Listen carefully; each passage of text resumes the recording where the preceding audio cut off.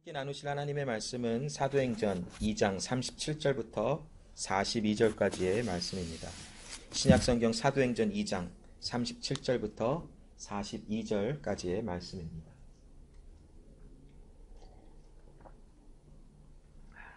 제가 말씀을 읽겠습니다.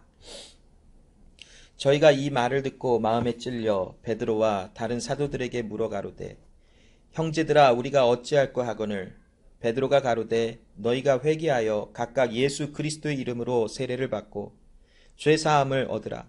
그리하면 성령을 선물로 받으리니 이 약속은 너희와 너희 자녀와 모든 먼데 사람 곧 주 우리 하나님이 얼마든지 부르시는 자들에게 하신 것이라 하고 또 여러 말로 확증하며 권하여 가로되 너희가 이 패역한 세대에서 구원을 받으리라 하니 그 말을 받는 사람들은 세례를 받음에 이날에 제자의 수가 3,000이나 더하더라.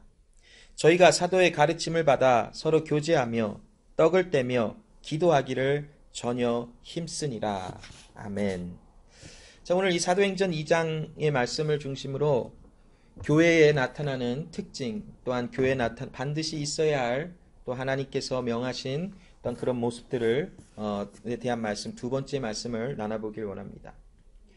에베소서 2장 20절의 말씀에 보면 사도들과 선지자들의 터 위에 세우심을 입은 자라 그리스도 예수께서 친히 모퉁이 돌이 되셨느니라 하며 교회의 정체성과 교회에 나타난 모습을 설명하고 있는 모습입니다.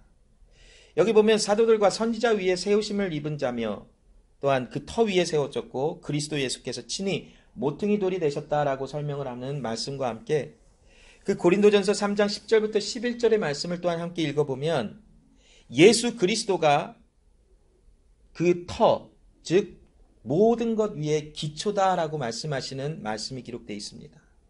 고린도전서 3장 10절부터 11절의 말씀을 한번 읽어보면 내게 주신 하나님의 은혜를 따라 지혜로운 건축자와 같이 터를 닦아둠에 다른 이가 그 위에 세우나 그러나 각각 어떻게 그 위에 세우기를 조심할지니라. 이 닦아둔 것 외에 능히 다른 터를 닦아둘 자가 없으니 이 터는 곧 예수 그리스도라라고 말씀을 합니다.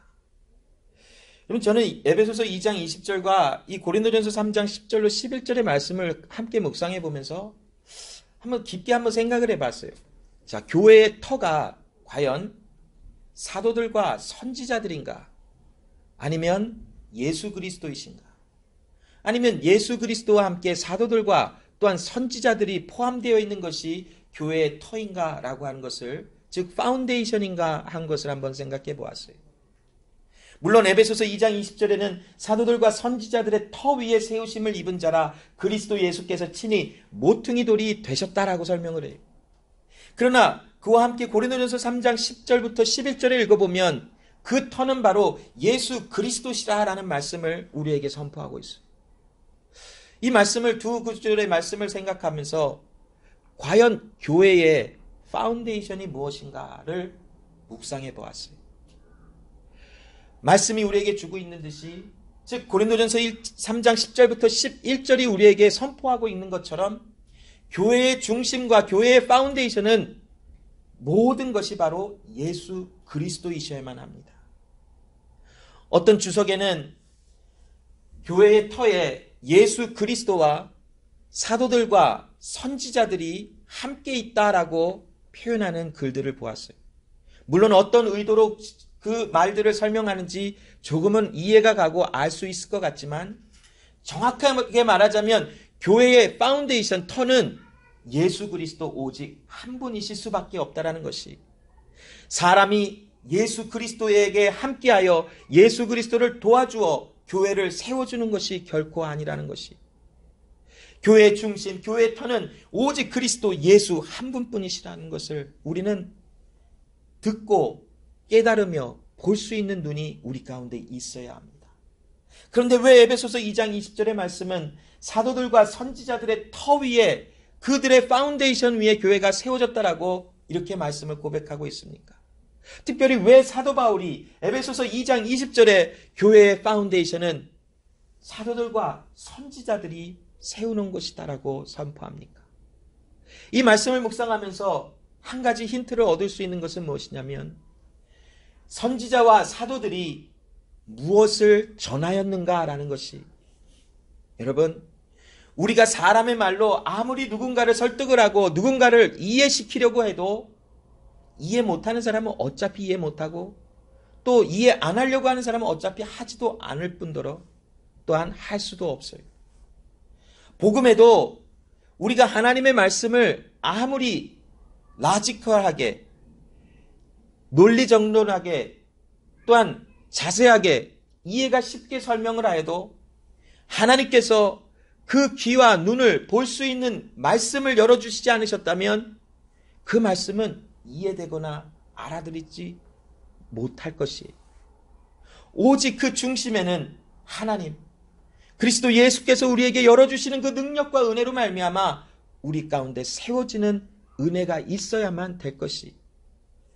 그런데 에베소서 2장 20절에 사도들과 선지자들이 터 위에 세우심을 받은 것이라 하는 것은 사도들과 선지자들은 바로 예수 그리스도께서 주신 말씀, 그 말씀을 증거하였기에 바로 말씀이신 예수 그리스도가 교회의 파운데이션이 된다라는 것을 이와 같이 설명하고 있는 것을 봅니다.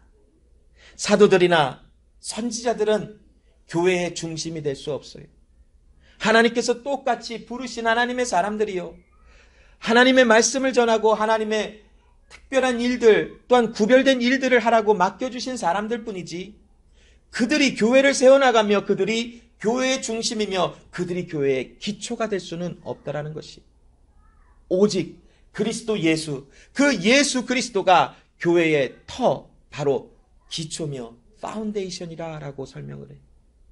그래서 사도 바울은 에베소서 2장 20절에 선지자들과 사도들의 터 위에 세우심을 입은 것이지만 교회는 그리스도께서 친히 모퉁이 돌이 되셨다라고 설명을 하며 그리스도 예수가 없이는 모든 것이 하나로 연합할 수 없다라는 것을 우리에게 알게 해주고 있는 것이, 바로 이것이 교회의 모습이에요.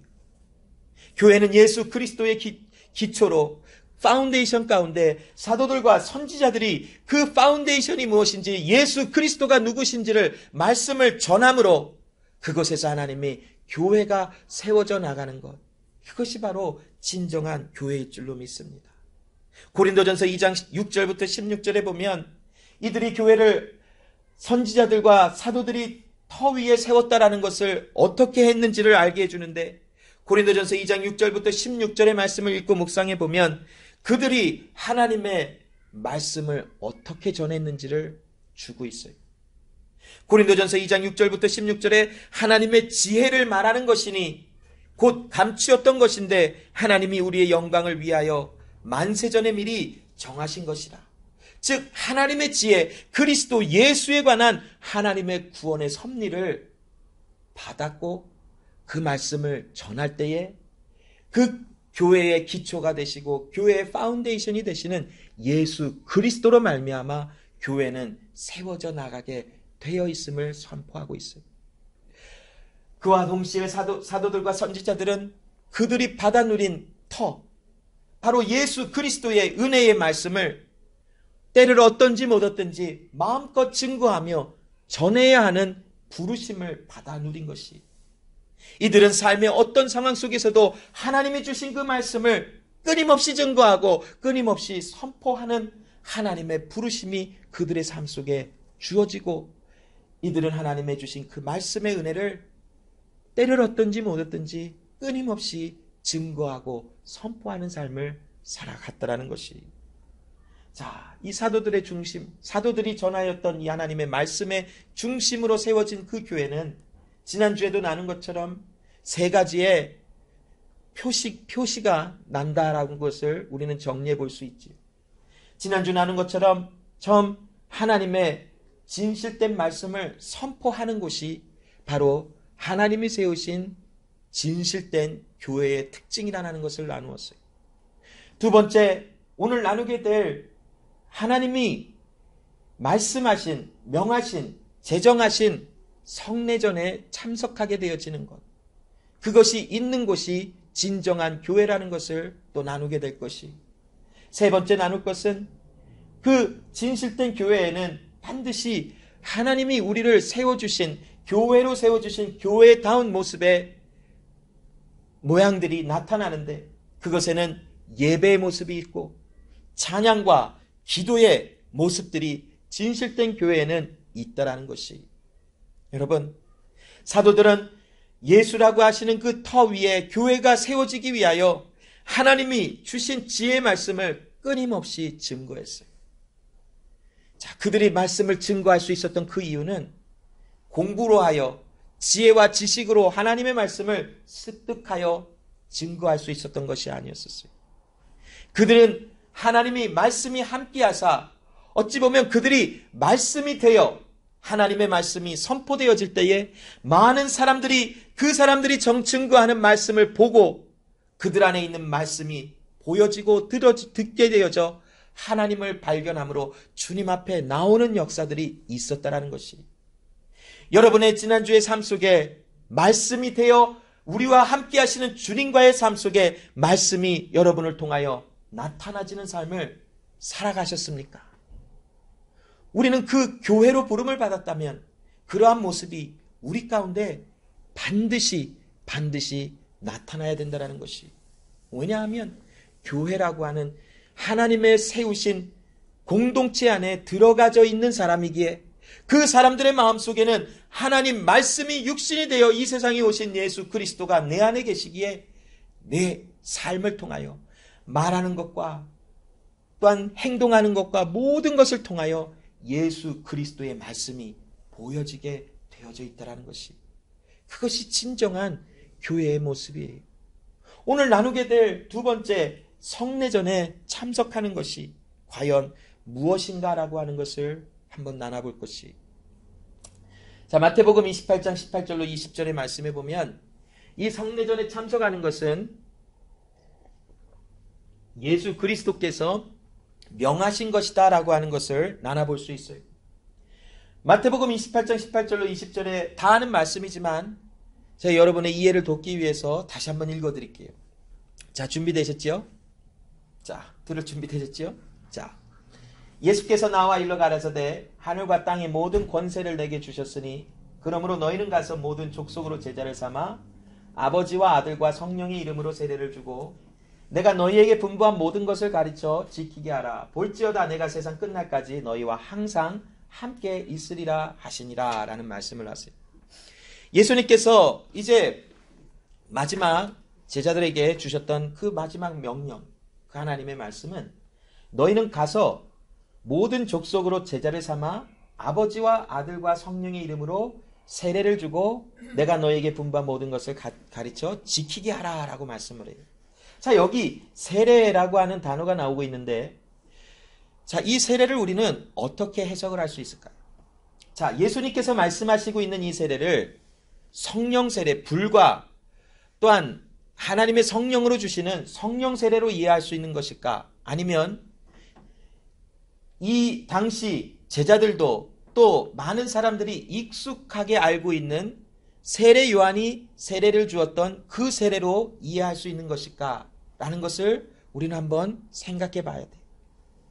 자, 여기 마태복음 28장 18절로 20절을 통해서 지금 예수 그리스도께서 세례를 주라 하는 말씀을 마태는 지금 기록하고 있는데, 이 마태복음 이 복음서를 지금 볼 때에 이 세례라고 하는 단어가 세례 요한의 세례 이후로 처음 등장을 해요. 자, 만일 예수님께서 성령의 세례를 얘기하셨다면 이 세례라고 하는 이 단어의 뜻이 세례 요한의 침례 이후로 어딘가에는 계속 한 번씩 등장을 시켜주셨을 것이, 그런데 마태복음 28장 28절로 20절의 말씀에 갑자기 이것을 성령 세례라고 이해를 한다면 제자들이나 아니면 이 말씀을 듣는 자들은 아마 그것을 이해하지 못했을 것이. 자, 이해를 좀 돕기 위해서 요한복음 3장 22절의 말씀에 보면 이후에 예수께서 제자들과 유대 땅에 가서 거기 함께 유하며 세례를 주시더라 라는 말씀이 있어요. 자, 예수님께서 유대 땅으로 돌아가셔서 제자들과 함께 세례를 주셨다라는 것은 세례 요한이 이제 예수의 말씀 앞으로 나오는 자들에게 하나님의 말씀 앞에 나오는 자들에게 세례를 주는 것처럼 예수님도 유대 땅으로 돌아가셔서 제자들과 함께 많은 사람들에게 세례를 주셨다라는 말씀이 기록되어져 있어요. 이 마태복음 28장 18절로 20절의 말씀에 예수님께서 너희는 가서 모든 족속으로 제자를 삼아 아버지와 아들과 성령의 이름으로 세례를 주라라는 것은 실질적인 세례의 의식에 참석해 하라라고 하시는 하나님의 말씀으로 우리는 이해할 수 있어요. 즉 세례를 하나님 앞에 나오는 자들에게 세례를 주어 그들이 온 사람들에게 예수 그리스도의 제자이며 또한 그들에게 하나님의 말씀이 있음을 알게 하라라고 하시는 하나님의 명령으로 주어지는 하나님의 말씀이라는 것이에요. 자, 또한 고린도전서 11장 23절로 26절에도 말씀해 보면 성만찬에 대한 그 성례전이 무엇인지를 우리에게 나타내 주고 있는데 이 말씀을 읽어보면 내가 너희에게 전한 것은 주께 받은 것이니 곧 주 예수께서 잡히시던 밤에 떡을 가지사 축사하시고 떼어 가라사대 이것은 너희를 위하는 내 몸이니 이것을 행하여 나를 기념하라 하시고 식후에 또한 이와 같이 잔을 가지시고 가라사대 이 잔은 내 피로 세운 새 언약이니 이것을 행하여 마실 때마다 나를 기념하라 하셨으니 너희가 이 떡을 먹으며 이 잔을 마실 때마다 주의 죽으심을 오실 때까지 전하는 것이니라. 자, 주의 오실 때까지 예수 그리스도는 자신의 몸과 피를 상징하는 떡과 잔을 모일 때마다 나누라라고 말씀을 하고 있어요. 이처럼 우리가 마태복음과 이 고린도전서의 말씀을 우리가 중심으로 살펴볼 때에 우리가 교회 안에서 있어야 할 성례전, 사크라멘트라고 하는 그 성례전은 침례, 세례와 성만찬이 있어야 된다는 것을 우리에게 알게 해주고 있어요. 요즘에 우리가 교회에 또 함께 모이면서 삶을 살아갈 때에 세례도 별로 그렇게 중요한 것이 아니야. 성만찬 그냥 그렇게 중요한 것이 아니야 하고 넘어갈 수도 있는 모습들이 굉장히 많아요. 그러나 초대교회의 모습 속에서 우리가 살펴보듯이 예수 그리스도께서 이미 초대교회가 나타나기도 전에 예수께서 세례를 주라 말씀하셨고 또한 성만찬에 동참하라라고 말씀을 하고 계세요. 자, 그러면 과연 이 말씀들은 도대체 우리에게 왜 주어지는 것인가? 왜 우리가 성만찬에 동참을 해야 되고 우리가 왜 세례를 받아야 하는지 그 말씀들을 우리는 나누고 그곳에 그 말씀들이 우리에게 주어진 이유가 무엇인지를 우리는 분명히 알 필요가 있다는 것이. 오늘 본문의 말씀에도 41절로 42절에 보면 이제 베드로를 중심으로 하나님의 말씀이 막 예루살렘에 증거가 되었어요. 그러자 이제 예루살렘 안에 교회라고 하는 모임이 이제 눈에 보이는 교회가 생겨났어요. 그래서 이들이 눈에 보이는 교회로 사람들이 모여들고 거기서 함께 예배하고 찬양하고 말씀을 나누는 그런 모습들이 그곳에 생겨났음을 볼 수 있어요. 그런데 거기 있는 교회의 특징을 살펴보니까 41절에 그 말을 받은 사람들은 세례를 받음에 이날의 제자의 수가 3,000이나 더하더라. 또한 저희가 사도의 가르침을 받아 서로 교제하며 떡을 떼며 기도하기를 전혀 힘쓰다라는 말씀이 나와요. 자, 무엇이 보이는가 이 초대교회에.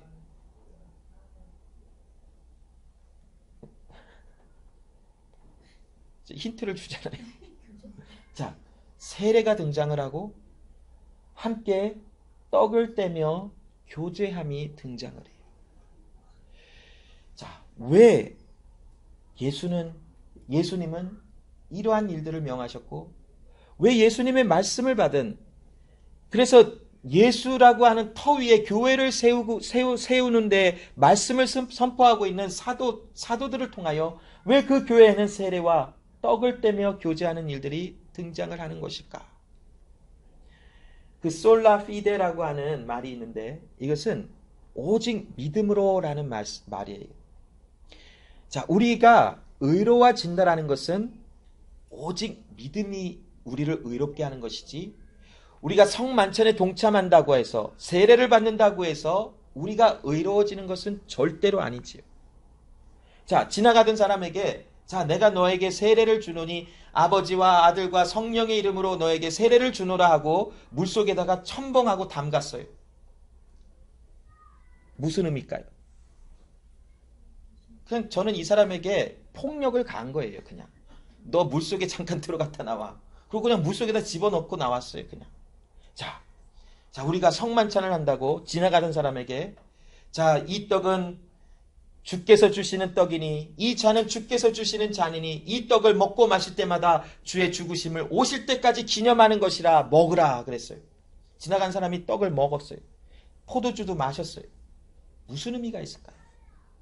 저는 그냥 따뜻한 마음으로 그냥 이 사람에게 포도 주스와 떡을 그냥 먹으라고 준 것뿐이에요.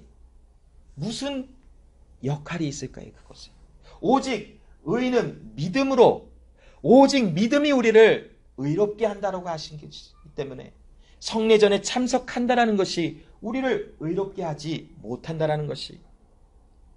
요한복음 5장 24절에 내가 진실로 진실로 너희에게 이르노니 내 말을 듣고 또 나 보내신 이를 믿는 자는 영생을 얻었고 심판에 이르지 아니하나니 사망에서 생명으로 옮겨졌느니라. 자, 예수님께서 우리를 사망에서 생명으로 옮겨지는 의로운 자가 되게 하시는 것은 그 비밀이 무엇인지를 말씀하셨는데 바로 믿음이라는 것이, 예수 그리스도를 믿는 믿음, 그것이 바로 우리를 의롭게 한다라고 말씀을 하셨어요. 요한복음 5장 24절에 자, 너희가 의롭게 되기 위해서는 나를 믿고 너희에게 세례와 또한 성례전에 참석하면 의로워진다라는 말씀을 하시지는 않으셨어요. 오직 우리에게 믿음이 우리를 의롭게 하시며 오직 믿음이 우리를 구원하신다라고 말씀하고 계세요. 그러면 여러분, 왜 우리가 성례전에 교회라면 참석을 해야 되는 것일까? 왜 예수 그리스도는 본인 스스로가 오직 믿음으로 의롭게 되어진다라는 것을 가르치셨고 선포하셨고 말씀하셨음에도 왜 우리에게 가서 세례를 주라 하셨고 왜 성만찬에 동참하며 너희가 떡을 먹고 마실 때마다 예수의 죽으심을 오실 때까지, 내가 갈 때까지 기념하는 것이라 하며 그 성만찬에 동참하라라고 말씀을 하셨을까요? 자, 로마서 4장 11절의 말씀을 한번 읽어보면 이런 말씀이 있어요. 저가 할례의 표를 받은 것은 무할례시의 믿음으로 된 의를 인친 것이니 이는 무할례자로서 믿는 모든 자의 조상이 되어 저희로 의로 여기심을 얻게 하려 하심이니라. 자, 로마서 4장 11절의 말씀이 이해가 돼요, 여러분?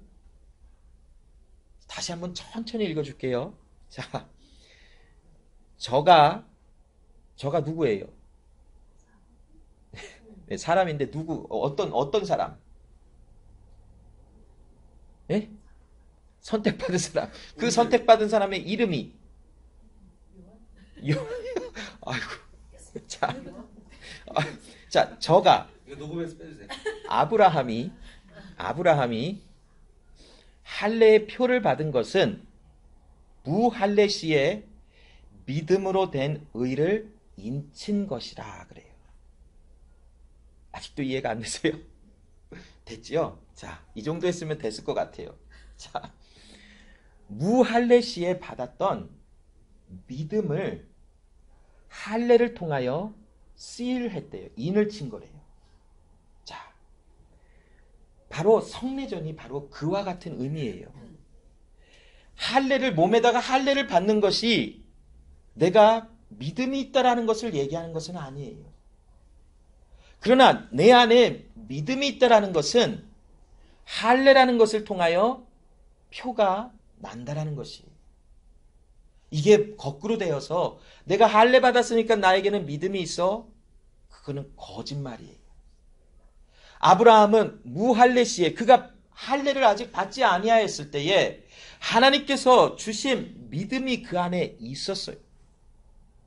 그런데 하나님께서 그에게 나타나셔서 말씀하셔서 아브라함아, 내가 너에게 내 언약을 준 것을 너는 할례를 통하여 표시하라라고 말씀하신 것이.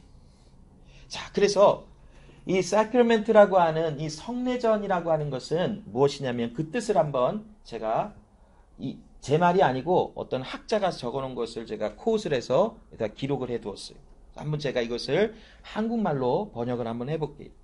자, 성례는 성례전, 즉 세례와 또한 그 성만찬, 그리스도에 의해서 제정된 거룩한 의식이라라고 설명을 해요.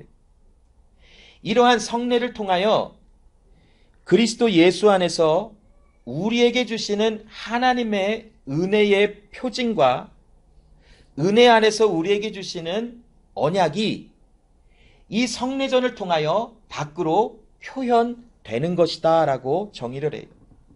그리고 또한 이 성례전을 통하여 우리 안에 있는 하나님의 믿음이 표현되는 것이며 우리가 하나님에 속한 백성, 언약 백성임을 또한 우리는 성례전을 통하여 표현하는 것이다 라고 설명을 하고 있어요. 자, 이해가 됐어요? 안 되셨으면 이걸 다시 들으시든지 아니면 저에게 개인적으로 찾아오세요. 오늘 뽀기도 아침에 잠깐 그 말을 나눴는데 얘가 중간에 없어져 버렸어요. 그래서 다시 방으로 불러서 자세하게 설명을 해 주었어요. 뽀기도 한 번에 알아듣더라고요. 네, 그 말은 무슨 말인지 아시겠죠? 자, 성례전은 바로 의로워지는 도구가 아니에요. 의로워지는 어떠한 수단이 아니에요. 우리를 의롭게 만드신 하나님의 은혜가 성례전을 통하여 표현될 뿐이에요. 그것이 바로 진정한 교회라면 있어야 하기에 예수님은 우리에게 세례를 주라, 성만찬에 동참하라 라고 말씀하고 계시는 것이. 자, 구약에도 성례전에 두 가지의 모습이 등장을 해요. 자, 창세기 17장 11절에 보면 너희는 양피를 베어라. 이것이 나와 너희 사이에 언약의 표징이니라. 너와 나 사이에 언약이 있는 것을 너는 할례를 통하여 표시하라라고 말씀하시는 것이. 자, 이 할례를 받는 것은 하나님께서 아브라함에게 말씀하셔서 내가 너에게 약속한 구원의 약속이 있는 것을 너는 표현하라라고 하는 말씀으로 주시는 것이. 자, 두 번째 구약에 나타난 성례전은 바로 뭐예요? 예, 출애굽기는 아니고 유월절이에요. 자, 출애굽기 12장 13절에 보면 내가 애굽 땅을 칠 때에 그 피가 너희의 거하는 집에 있어서 너희를 위하여 표적이 될지라. 내가 그 피를 볼 때에 너희를 넘어가리니 재앙이 너희에게 내려 멸하지 아니하리라. 자, 이 유월절의 절기를 지키라 하시면서 계속하여 기념하여 지키라라고 말씀하셨어요. 이 유월절의 절기를 지키면서 그 유월절의 절기에서 잡은 양을 그 집 사람들이 함께 먹었어요. 이것이 바로 성만찬에 예수의 몸을 먹는 것과 비교가 될 수 있다라는 것이. 자, 신약에 넘어와서 신약 성경에서 우리에게 말씀하시는 두 가지 성례전이 있지요. 바로 세례와 또한 성만찬에 동참하는 것이. 그 마이클 홀튼이라고 하는 그 신학자가 그가 쓴 책, The Christian Faith라고 하는 그 책에 보면 세례는 할례를 replace 했다라고 하는 설명을 두었어요. 자, 할례가 뭐예요? 할례의 의미. 왜 하나님께서 아브라함에게 너와 나 사이에 언약이 있다 하시며 할례를 베풀라 하셨을까요? 할례의 의미가 뭐기에? 할례를 왜 하라 하셨을까요? 할례. 왜 우리에게 세례를 받으라 하셨을까요? 네, 구별됐어요. 무엇을 통해서? 피 흘림. 죽음이에요, 죽음. 죽음을 통하여 우리의 생명, 우리의 열심과 나의 나됨이 할례를 통해서도 끊어졌어요. 아브라함은 끊임없이 자기의 후손을 자기 힘으로 이어가려고 했었잖아요. 하나님의 약속을 받아서. 그래서 아들을 낳는다. 아들이 언제 날까요? 하다가 이스마엘을 낳았잖아요, 스스로. 자, 그러나 하나님께서 할례를 행하라 하신 이유는 너의 생명은 끝이다. 그리고 너는 나의 생명으로 살아가는 것이다. 라는 말씀을 가르쳐 주신 것이죠. 세례도 또 동일해요. 세례도 역시 우리가 예수와 함께 죽고 예수와 함께 살아나 이제는 내가 사는 것이 아니요 내 안에 그리스도 예수께서 사시는 것임을 우리에게 알게 해주시는 그 은혜가 세례를 통하여 표현되는 것이죠. 자, 로마서 6장 3절로 4절에 무릇 그리스도 예수와 합하여 세례를 받는 우리는 그의 죽으심과 합하여 세례를 받은 줄을 알지 못하느뇨. 그러므로 우리가 그의 죽으심과 합하여 세례를 받았으므로 그와 함께 장사되었나니 이는 아버지의 영광으로 말미암아 그리스도를 죽은 자 가운데서 살리심과 같이 우리로 또한 새 생명 가운데서 행하게 하려 함이니라. 내가 만일 예수와 함께 죽고 예수와 함께 살아났다면, 그 은혜가 내 안에 있다면 세례를 통하여 퍼블릭에서 나는 예수와 함께 죽고 예수와 함께 살았음을 선포하고 나타내는 것이 할례도 그와 같은 의미였었어요. 자, 고린도전서 10장 16절로 17절에도 보면 또 다시 마이클 홀튼이라고 하는 신학자는, 자, 6월절은 예수께서 말씀하신 성만찬으로 리플레이스가 되었다라고 말씀을 하고 있어요. 자, 고린도전서 10장 16절에 17절에 우리가 축복하는 바 축복의 자는 그리스도의 피에 참여함이 아니며 우리가 떼는 떡은 그리스도의 몸에 참여함이 아니냐. 떡이 하나요 많은 우리가 한 몸이니 이는 우리가 다 한 떡에 참여하였습니다. 자, 6월절은 무엇을 기념하기 위해서 우리에게 구약시대의 하나님이 지켜 행하라라고 주셨을까요? 무엇을 기념하기 위해서? 왜 성만찬은 우리에게 무엇을 기념하기 위해서 주의 오실 때까지 지켜 행하라라고 말씀하셨을까요? 구원. 자, 피 흘림. 그러므로 우리를 죄사하였습니다. 6월절의 의미는 어린 양을 죽여 그 피를 문지방과 문설주에 발라서 죽음의 사자가 뛰어넘어가게 하잖아요. 성만찬은 예수의 흘리신 피와 찢기신 살을 우리가 먹고 마심으로 내 안에 예수의 피가 있음을 나타내는 성례전이잖아요.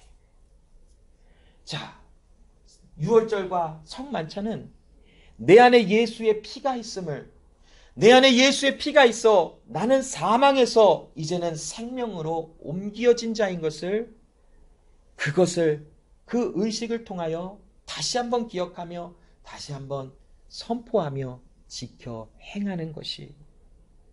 그런데 여러분, 이러한 성례전은 아까도 말씀드린 것처럼 밖으로 표현되는 사인이나 표시일 뿐이지 내 안에 진정 예수의 피가 없고 예수와 함께 죽고 예수와 함께 살아난 생명이 없다면 이것은 단순히 그냥 종교 행위와도 같도록 그냥 끝이 나는 것뿐이에요. 물에 들어갔다 나왔다 하는 것이 무슨 의미가 있을까요? 포도주와 떡을 먹는 것이 무슨 의미가 있을까요? 만일 예수 그리스도의 생명이 내 안에 없다면, 만일 그러한 은혜가 교회에 없다면 세례를 받고 성만찬에 동참하는 것이 무슨 의미가 있을까요? 그러나 하나님께서 우리에게 은혜로 내 안에 하나님의 약속을 주신 그 은혜를 내가 받아 누렸고, 하나님께서 나를 구원하신 그 은혜, 바로 내 안에 예수의 보혈의 피가 나를 덮어 나의 모든 죄가 사함을 받았다라고 하는 이 은혜의 약속. 이제는 나는 예수와 함께 죽고 예수와 함께 살아나 이제는 나는 내가 살아가는 것이 아니라 내 안에 그리스도 예수가 살아가신다라고 하는 이 믿음이 내 안에 있다면 우리는 교회의 형편에 따라서 드려지는 성만찬을 통해서 내 믿음이, 내 안에 주신 하나님의 믿음이 표현되어지는 것이, 내가 이 떡을 먹고 이 잔을 마실 때마다 예수가 나를 위하여 피 흘려 죽으셨구나, 그것은 바로 내 죄가 사함을 받았구나라는 것을 믿음으로 고백하는 것이지 않습니까? 우리가 예수를 알고 이제 예수 그리스도와 함께 죽고 예수와 함께 살아나 이제 생명이 내 안에 있음을 알 때에, 그때서 비로소 내가 세상에 나는 예수와 함께 죽고 예수와 함께 살아난 새로운 피조물임을 선포하며 자랑하는 것이지 않겠습니까? 이것이 바로 성례전의 의미예요. 그런데 교회에 왜 이런 것이 있어야 하냐면 우리에게 베네핏을 주기 위해서 하나님이 정하셨다라고 말씀을 해요. 여러분, 우리는 성만찬에 동참할 때마다 진정한 우리 안에 믿음이 있다면, 진정한 예수의 보혈의 피가 있다면 우리가 먹고 마실 때마다 내 마음이 하나님께 감사하게 되어져 있어요. 내 안에 진정한 예수의 생명이 있다면 세례를 통하여 그 은혜가 끊임없이 선포가 되어지고 자랑되어질 것이. 사도행전 2장 37절에 저희가 이 말을 듣고 마음에 찔려 베드로와 다른 사도들에게 물어 가로되 형제들아 우리가 어찌할까 하거늘 베드로가 가로되 회개하여 각각 그리스도 예수 이름으로 세례를 받고 죄사함을 얻으라. 그리하면 성령을 선물로 받으리니 이 약속은 너희와 너희 자녀 모든 먼데 사람 곧 우리 주 하나님이 얼마든지 부르신 자들에게 하신 것이라 하고 또 여러 말로 확증하여 권하여 가로되 너희가 이 패역한 세대에서 구원을 받으리라. 세례와 성만찬에 동참한 사람들은 바로 구원받은 하나님의 사람들에게서 나타나지는 성례전의 의식의 모습일 것입니다. 물론 하나님께서는 우리 자신이 성만찬에 동참한 자가 이미 되게 하셨고 우리는 이미 예수님과 함께 세례를 받아 죽고 새 생명을 얻은 사람이 되게 하셨어요. 그러나 교회에 이 공동체에 하나님께서 너희 안에 예수의 생명이 있고 예수의 보혈의 피의 능력이 있음, 은혜가 있음을 세상으로 하여금 알게 하라라고 이 성례전을 우리에게 명하신 것으로 우리는 말씀을 통해서 해석을 해볼 수 있습니다.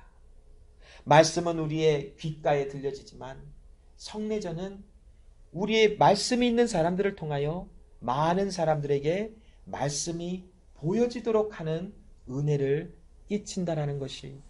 그래서 교회에는 성만찬에 성례전이 있어야 하며 또한 예수 믿는 우리들에게는 세례가 있어야 함을 교회의 그것이 모습이라는 것을 우리에게 알게 해주고 있다라는 것이. 여러분, 이처럼 하나님은 우리를 은혜를 주셨고 우리에게 끊임없이 하나님의 자녀임을 알게 하시며 우리로 하여금 하나님의 자녀로서의 삶을 살아가도록 끊임없이 우리에게 하나님을 생각하게 하시는 은혜를 우리에게 주셨다라는 것이. 그러므로 여러분, 우리가 아까 찬양에 고백한 것처럼 많은 답답한 일을 당하고 곤고한 일을 당하고 힘든 일을 당하여도 우리가 예수 그리스도를 선택할 수 있는 사람으로 만들어 주셨음을 우리는 하나님께 감사해야 되는 것이, 그것이 얼마나 큰 은혜인지 우리로 하여금 끊임없이 하나님은 경험하게 하실 줄로 믿습니다. 기도하겠습니다. 하나님 아버지 감사합니다. 오늘도 그리스도 예수 안에서 우리가 하나님의 자녀가 되었고 그 자녀들을 하나님이 교회 공동체로 모이게 하셔서 우리로 하여금 내 안에 예수의 보혈의 피의 흔적이 있음을 또한 자랑하고 선포하게 하셨고 내가 예수 그리스도와 함께 죽고 예수 그리스도와 함께 살아난 새 생명을 얻은 자가 되었음을 또한 세상에 자랑하며 증거하게 하심을 감사합니다. 우리 익태수 제작교회 하나님의 또한 말씀이 있는 교회, 생명이 있는 교회로 불러내셔서 이곳에 하나님 주께서 행하시는 그 일이 무엇인지, 하나님께서 우리에게 약속하심이 무엇인지를 우리의 삶을 통하여, 우리의 생각을 통하여, 우리의 모든 교회의 모습을 통하여 세상에 자랑되어지도록 하나님 역사하여 주시옵소서. 우리 그리스도 예수의 은혜로 하나님의 자녀된 우리의 삶에 어떤 상황 속에서도 예수 그리스도를 선택하는 자들로 만드셨으니 그 은혜가 우리 가운데 더욱더 충만할 수 있도록 하나님 도와주시옵소서. 감사드리며 예수 그리스도 이름으로 기도합니다. 아멘.